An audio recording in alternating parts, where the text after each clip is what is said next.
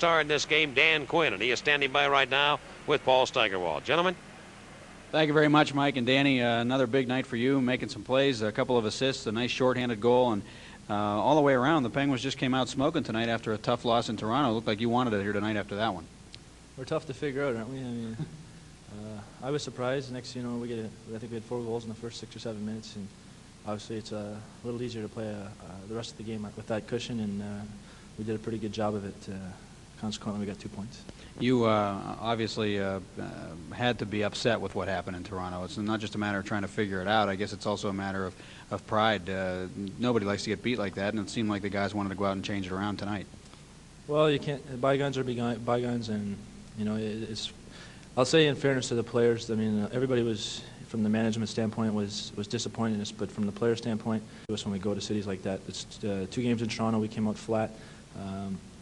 And I don't know if, I know for myself, I still don't handle it right. I see all my friends and relatives, and it's just tough to handle and to put it aside and then prepare yourself for the game at hand, especially coming after an 8-1 win in Quebec. I think that we were a little aloof and a little cocky, and then with all the distractions, everybody's telling you, your parents are telling you you're great, your friends are saying you're doing this and that, and then all of a sudden something like that happens. So it was, we came crashing back down to earth in a hurry and bounced back fairly well tonight. Yeah, you really did. Danny, you had a shorthanded goal tonight. I know you are used to killing penalties. It's something you did. You scored 3 shorthanded goals last year. But the North Stars were leading the league in shorthanded goals allowed coming into tonight's game. They had allowed 15. Were you aware of that? Did you go after them at all on that basis? Not at all. When we're out there killing a penalty, they were doing just that, trying to kill a penalty.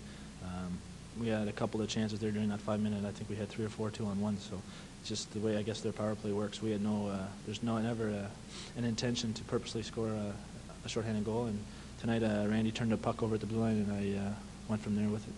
You have a big game tomorrow night in Winnipeg. Unlike the situation with Quebec and Toronto, you can't afford to go in there and have the same thing happen. You got to be able to see if you can go in and get 2 wins back to back. It's not going to be easy in that building, and you're quite familiar with that team. They're a great hockey team.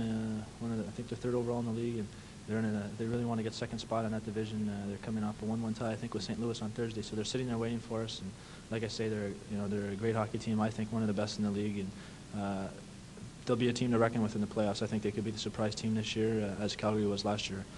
They're very well coached, very well disciplined, and it'll be, like you say, a great test for us.